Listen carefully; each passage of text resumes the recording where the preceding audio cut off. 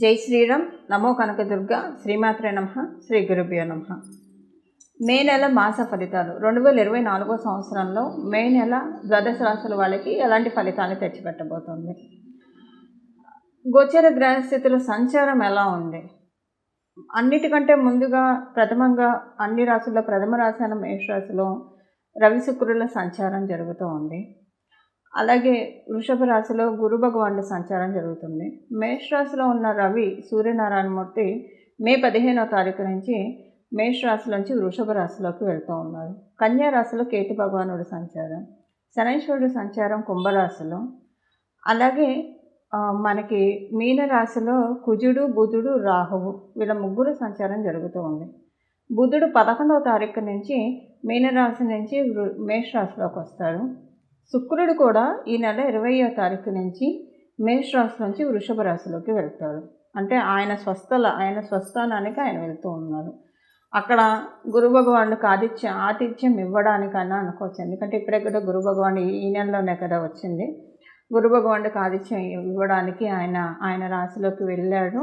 ఇది ఒక మంచి శుభ పరిణామము. అక్కడ సూర్యనారాయణమూర్తి కూడా ఈ మాసం మధ్యలో రావడము, 20వ తారీఖు నుంచి శుక్రుడు కలవడము, ఇదంతా చాలా మంచి శుభ పరిణామాలకి అంటే ఇది శుభగ్రహ స్థితి అని చెప్పాలి.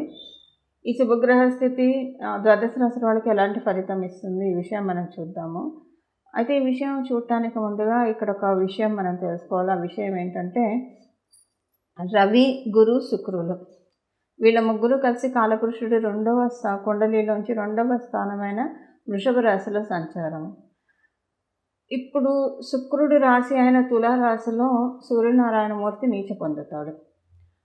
అలాగే గురు భగవానుడి యొక్క రాశి అయిన మీనరాశిలో శుక్ర భగవానుడు వృత్తి పొందుతాడు. ఇక్కడ చూసారు ఆ కాంబినేషన్ ఎలా ఉందో. రవి గురుడు శుక్రుడు. గురు భగవానుడి రాశిలోనేమో శుక్ర భగవానుడు ఉచ్చ పొందుతాడు. శుక్ర భగవానుడు రాశిలోనేమో సూర్యనారాయణమూర్తి నీచ పొందుతాడు. సో ఇప్పుడు ఈ కాంబినేషన్ అనేది చాలా ఫలితాన్ని మనందరికీ సూచిస్తుంది ఈ మాసము. ఆ ఫలితాలు ఏంటో మనం చూద్దాము.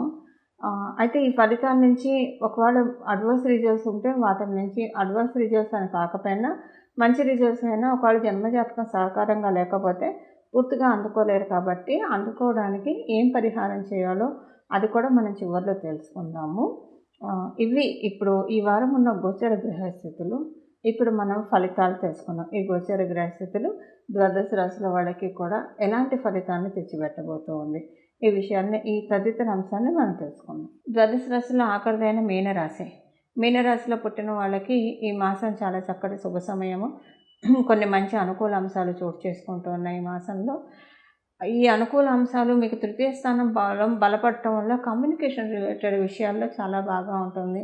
మీరు చక్కగా లైమ్లైట్లోకి వెళ్ళే అవకాశం ఉంది ఈ మాసము.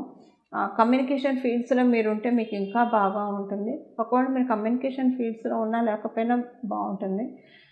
రిజల్ట్స్ డిక్లేర్ అయ్యేవాళ్ళు మే మాసంలో ఎవరైనా మీ మీనరాశిలో పుట్టిన వాళ్ళు ఉంటే మీరు ఆనందంగా మీ రిజల్ట్స్ని గర్వంగా చాలామందికి మీరు షేర్ చేసుకుంటారు. నాకు ఇంత స్కోర్ వచ్చింది, నాకు ఇంత ర్యాంక్ వచ్చింది అని చెప్పి తల్లిదండ్రులు ప్రౌడ్ అయ్యే విధంగా తల ఎత్తుకునే విధంగా మీ రిజల్ట్స్ ఈ మాసంలో మీకు రిజల్ట్స్ డిక్లేర్ అయ్యేది ఉంటే కనుక మీరు మీనరాశిలో పుట్టింటే చాలా నిజంగా అదృష్టవంతులనే చెప్పాలి. అలాగే మీకు షష్టాధిపతి తృతీయ స్థానంలో ఉండడం వల్ల ఎవరితోటైనా మీకు కమ్యూనికేషన్ పరంగా ఇబ్బందులు ఉంటే అవన్నీ ఈ మాసంలో తొలగిపోతాయి. మిమ్మల్ని అర్థం చేసుకోవడానికి వాళ్ళందరూ కూడా ప్రయత్నం చేస్తారు.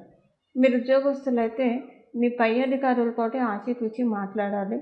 కొంచెం మీరు మాట్లాడే మాట వల్ల మీ పై అధికారుల దృష్టిలో మీ ఇంప్రెషన్ చెడిపోతుంది. కాబట్టి కొంచెం ఈ విషయంలో చాలా జాగరూకులై ఉండాలి. ఉంటే మిగతా విషయాలంతా బాగున్నట్లే. వ్యాపారస్తులకి చక్కటి శుభ సమయం, ఎలాంటి ఇబ్బంది లేదు. వ్యాపారస్తులకి మీ వ్యాపారం చాలా బాగా సాగుతుంది.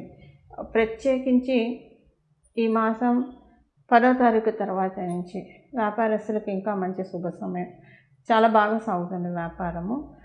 మిగతా విషయాలంతా కూడా ఆరోగ్యం విషయంలో అనుకూలంగా ఉంది. సీనియర్ సిటిజన్స్కి అనుకూలంగా ఉంది. ఇంకా అన్ని విషయాల్లో బాగా ఉంది.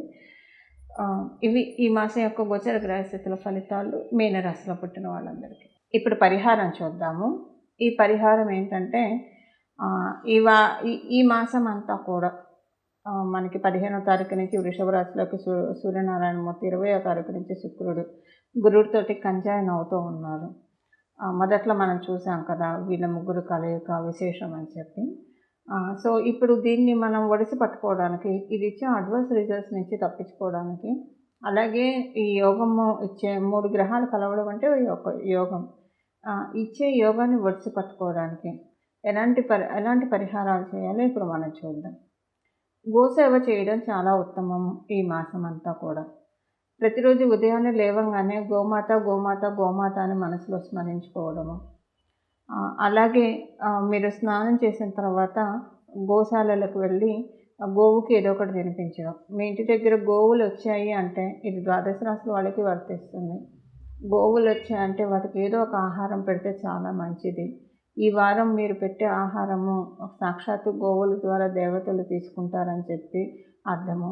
ఏదైనా హోమాలు చేయించుకుంటే చాలా మంచిది ఈ వారము. ఈ మాసము ఏదైనా ఒక హోమం చేయించుకుంటే మంచిది. అలాగే ఈ మాసంలో పితృ కార్యక్రమాలు చేయించుకుంటే, సూర్యనారాయణమూర్తి పితృకారకుడు. ఈ మాసంలో పితృ కార్యక్రమాలు చేస్తే చాలా మంచిది.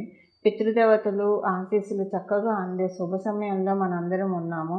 అందువల్ల పితృ కార్యక్రమాలు చక్కగా మీరు చేయించినా సరే, లేదా మీ తరఫున ఎవరైనా చేయిస్తానన్నా వాళ్ళతోటైనా సరే మీరు చేయించుకుంటే కనుక చాలా అంటే చాలా చక్కటి శుభ ఫలితాలు వస్తాయి. కాలపురుషుడు కుండలిలో ద్వితీయ స్థానం అంటే ధనస్థానంలో శుక్ర భగవానుడు రాష్ట్రాధిపతి ఉన్నాడు. అలాగే డబ్బులనిచ్చే దాత గురు భగవానుడు ఉన్నాడు. అంటే అదృష్టం, లక్ అంటారు కదా, లక్కనిచ్చే దాత గురు భగవానుడు ఉన్నాడు. ఐశ్వర్యాన్ని కూడా సూర్యనారాయణమూర్తి ప్రసాదిస్తాడు. సత్రాజిత్తుకి ఎలాగైతే సమంతకు మనని ప్రసాదించాడో అలా ఆయన మనం ఎలా ఆరాధిస్తే అలా మనకి ఫలితాలు ఇస్తారు. అలాంటి సూర్యనారాయణమూర్తి కూడా వృషభ రాశిలో ఉండడం వల్ల పితృ కార్యక్రమాలు విరివిగా చేయాలి. మీరు చేయలేకపోయినా మీకు తెలిసిన వాళ్ళు చేయిస్తుంటే చేయించండి. అలాగే గోసేవ చేయండి. గోమాతకి ఏదైనా పెట్టడానికి ప్రయత్నించండి. గోమాత గోమాత గోమాత అనే రోజు లేవగానే ఉదయం 3 సార్లు అనుకోండి. అలాగే దాంతోపాటు ఈ మాసం అంతా కూడా శ్రీ సూక్తం వినండి. రోజు కనీసం ఇంట్లో 3 సార్లు. మీరు యూట్యూబ్లో వింటారా, ఎలాగైనా సరే ఒక 3 సార్లు శ్రీ సూక్తం వినడానికి ప్రయత్నించండి. ఇవన్నీ కూడా ద్వాదశ రాశుల వాళ్ళకి లక్ష్మీ కటాక్షాన్ని తెచ్చిపెట్టే పరిహారాలు. ఇప్పుడు నేను చెప్పినవన్నీ కూడా అన్నీ చేయడానికి ప్రయత్నించండి, లేదా కనీసం వీటిలో ఏదో ఒకటన్నా చేయడానికి ప్రయత్నించండి. తద్వారా చక్కగా లక్ష్మీ అమ్మవారి ఆశీస్సులు, ఆ లక్ష్మీ అమ్మవారి శ్రీలక్ష్మీ అమ్మవారి కటాక్షం అందుకోండి. మంగళం. నమో భగవతే వాసుదేవాయ.